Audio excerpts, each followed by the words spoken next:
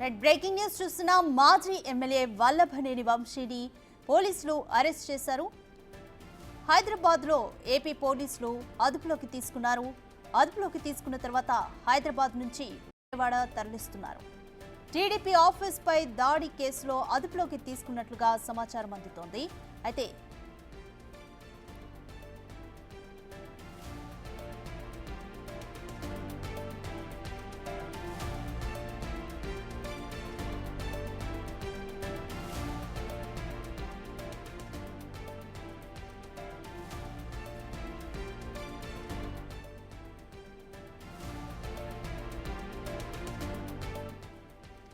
మాజీ ఎమ్మెల్యే వల్లభనేని వంశీని అరెస్ట్ చేశారు పోలీసులు. హైదరాబాద్ లో ఏపీ పోలీసులు అదుపులోకి తీసుకున్నారు. హైదరాబాద్ నుంచి విజయవాడ తరలిస్తున్నారు ఏపీ పోలీసులు. అయితే టీడీపీ ఆఫీస్ పై దాడి కేసులో అదుపులోకి తీసుకున్నట్లుగా సమాచారం అందుతుంది. అయితే ఈ కేసులో ఇప్పటికే తనకు సంబంధం లేదంటూ వాంగ్మూలం ఇచ్చారు వంశీ.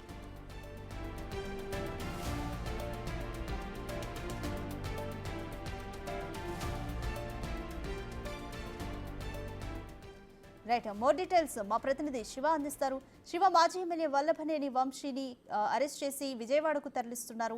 అయితే ఈ కేసుకి సంబంధించి అప్డేట్స్ ఏంటి? టీడీపీ ఆఫీస్ పై దాడి కేసులోనే అదుపులోకి తీసుకున్నట్టుగా సమాచారం అయితే అందుతుంది.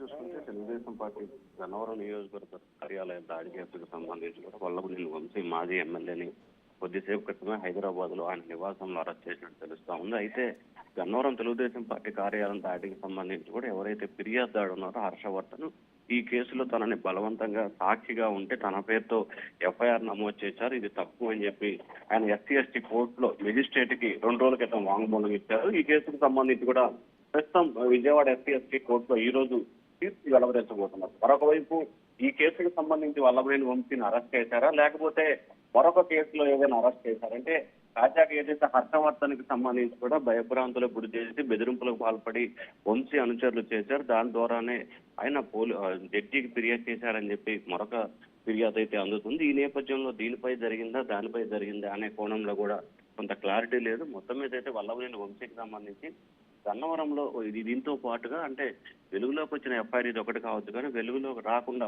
2-3 కేసులు ఉన్నట్లు కూడా తెలుస్తా ఉంది. ఏ కేసులో అరెస్ట్ చేశారు అనే దానికి సంబంధించి మాత్రం పోలీసులు అయితే క్లారిటీ ఇవ్వట్లేదు. కొద్దిసేపట్లోనే హైదరాబాద్ లో అరెస్ట్ చేసి గన్నవరం పోలీసులు అయితే గన్నవరం తీసుకొస్తా ఉన్నారు. రైట్ శివ, ఇప్పటికే టీడీపీ ఆఫీస్ పై దాడి కేసులో అయితే మాత్రం నాకు ఎటువంటి సంబంధం లేదంటూ కూడా స్టేట్మెంట్ అయితే ఇచ్చారు. ఎలా చూడాలి మరి? తెలుగుదేశం పార్టీ కార్యాలయం దాడికి సంబంధించి కూడా తనకు సంబంధం లేదు, తాను అప్పుడు అక్కడ లేను అనే దానికి సంబంధించి కూడా ఆయన అయితే ఇప్పటికే హైకోర్టులో ఒక పిటిషన్ దాఖలు చేశారు. అలాగే న్యాయమూర్తికి సంబంధించి కొంత వివరణ కూడా ఇచ్చే ప్రయత్నం చేశారు. తనకు ఎటువంటి సంబంధం లేదు అని చెప్పి కూడా ఆయన చెప్పిన పరిస్థితి కనిపిస్తుంది. కానీ ఆయన చెప్పినప్పటికీ కూడా ఈ కేసుకు సంబంధించి ఎవరైతే సాక్షులు ఉన్నారో దాదాపుగా దీనికి సంబంధించి 89 మంది సాక్షులని గుర్తించిన పరిస్థితి కనిపించింది. 89 మంది సాక్షులకు సంబంధించి కూడా డే 1 గా దేంట్లో సంబంధించి కూడా 71గా వంశీ పేరు యాడ్ చేశారు కాబట్టి ఖచ్చితంగా అతను అరెస్ట్ అవ్వాల్సిన పరిస్థితి కనిపిస్తా ఉంది. మరి ఈ కేసుకు సంబంధించి ఈ రోజు విజయవాడ న్యాయస్థానం తీర్పు వస్తున్న నేపథ్యంలో ఏ రకంగా ముందుకు వెళ్ళబోతున్నారు, పోలీసులు ఏ కేసులో అరెస్ట్ చేశారనే ఉత్కంఠ అయితే కొనసాగుతా ఉంది. శివ, ఏ కేసుల్లో ఎఫ్ఐఆర్ నమోదైంది వల్లభనేని వంశీపై?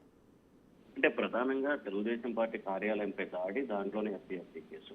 అలాగే ఏదైతే ప్రస్తుతం హర్షవర్ధన్కి సంబంధించి కూడా తనకు ఎటువంటి ప్రమేయం లేదు, తనని బెదిరింపులు పాలు చేసి పోలీసులే తనని ఇబ్బందులు పాలు చేసి తనని సాక్షిగా తీసుకొని దాన్ని ఎఫ్ఐఆర్ గా నమోదు చేసి ఫిర్యాదుదారుగా మార్చారని చెప్పి ఆయన 2 రోజుల క్రితం ఎస్సీ మెజిస్ట్రేట్ ముందు వాంగ్మూలం ఇచ్చారు. అయితే ఈ కేసులో వంశీ అతని బెదిరింపులకు పాల్పడి హెచ్చరికలు జారీ చేసే న్యాయమూర్తిగా ఆ రకంగా చెప్పించారని చెప్పి కూడా టీడీపీ నేతలు కొంతమంది పోలీసులకు ఫిర్యాదు చేశారు. ఆ కేసులో కొంతమందిని విచారించినట్లు కూడా తెలుస్తా ఉంది. సో దీనికి సంబంధించిన కేసు కూడా ఒకటి నమోదయ్యే అవకాశం కనిపిస్తా ఉంది. దాంతో పాటుగా అతను అధికారంలో ఉన్న సమయంలో కొంతమంది టీడీపీ నేతలు కార్యకర్తలపై దాడులకు పాల్పడ్డారు. ఆ దాడులకు పాల్పడ్డ ఘటనకు సంబంధించి కూడా